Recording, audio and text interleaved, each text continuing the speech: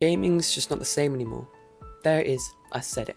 Something on everyone's mind, but something that no one wants to talk about. But why? I've seen a couple famous YouTubers do videos like this, but they blame it on growing old. I'm 14, I've been gaming for less than 7 years, and I still find it's progressively got more boring. Why though? That's the question I want to answer today. I've watched the videos, I've read the articles, so I'm going to take you through all of the main reasons people put it down to. And the reason I think is the secret truth. Let's get right into this, lads and ladesses. Number one is the overemphasis on monetization. Wow, that took a lot of takes to get.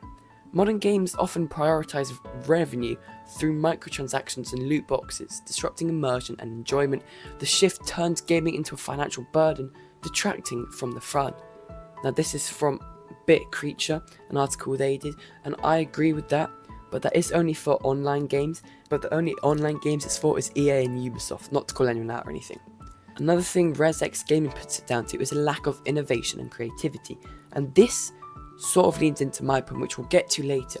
They say the industry leans heavily on sequels and reboots, leading to formulaic experiences. This saturation results in a sense of deja vu, with new releases feeling like rehashes. And I agree with them, and we'll get properly into my point in just a second after we go through what Faster Capital has to say about the market saturation and choice overload. They say an overwhelming number of game releases can lead to a decision paralysis among players. This abundance makes it challenging for individual games to stand out and for players to commit. Bit Creature's back again, saying increased complexity and time commitments. Modern games often demand significant time investments and have steep learning curves. This complexity can alienate casual gamers seeking straightforward, enjoyable experiences. This is true, easy to mitigate, but true. Most games, you want to play about 6 hours in story, which is a long time, but a good time to have the perfect story arc. The games I've actually completed, Miles Morales, I've done it in a weekend. It was like a 10-hour story, hopefully less for my sanity. And the only other game story mode I've ever completed, because my attention span's so atrocious, is Grand Theft Auto 5, and boy, are the 516 hours I have in the game worth it. It is just such a beautiful masterpiece in storytelling. I'm on my way to RDR 2, but that one's more of a slow burner. You've got to be in the mood to ride horses around the map. Anyway, let's go back to ResX Gaming again, where he says community toxicity, that's hard to say, is a big cause for people not liking gaming anymore. Online gaming communities can be hostile, with harassment and cheating prevalent. This toxicity diminishes the social enjoyment of gaming. And finally, game quitters. My god. This is game burnout and FOMO. Players often experience burnout due to constant exposure to new releases and fear of missing out. This pressure can make gaming feel more like a chore than a leisure activity.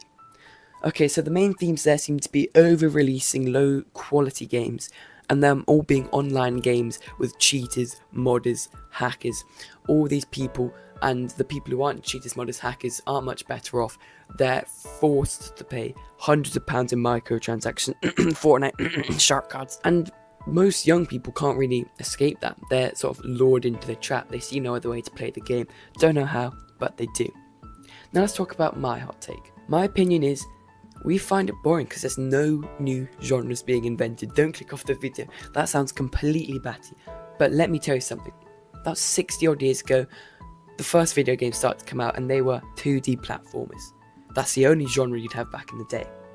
Now we have what? Adventure, fantasy, action, shooter, multiplayer, cowboy, city, robberies, life simulation games, touring games, war games. You have so many different games. And they all came from original games experimenting and exploring in another genre. But we don't get that anymore. Games nowadays piggyback off classics of old for help. There have been so many Grand Theft Auto 5 knockoffs. Here are a few on screen. You probably can name even more than I can. And this is all because Rockstar Games wanted to explore the action, shooter, crime, story genre, mixing it all together to make a perfect, potent potion. And now that is the most prevalent genre in all of gaming. Another big one emerging is open world games. They're absolutely beautiful. They're a lot harder to get tired over, but it's still definitely possible. We need to see new genres, and quick. So why aren't companies doing it? We'll look at it from their standpoint. Your AAA game development studio pouring millions of pounds into game development and think, should we gamble all our money on a new strategy that will either put our game down in history as the start of a new best-selling genre, or put it down as the biggest flop, Star Wars Outlaws, you'd probably go with the first one, right? Unless you're Ubisoft and completely mental. Well, sure, your game will be financially stable after releasing, but it won't have as much replay value as some of the other classics do. I asked ChatGPT and it said despite the current stagnation, emerging technologies like AI-driven game design and procedural generation hold promise for future genre innovation. Wait, did ChatGPT just say AI is going to take over the gaming industry? What have I accidentally done?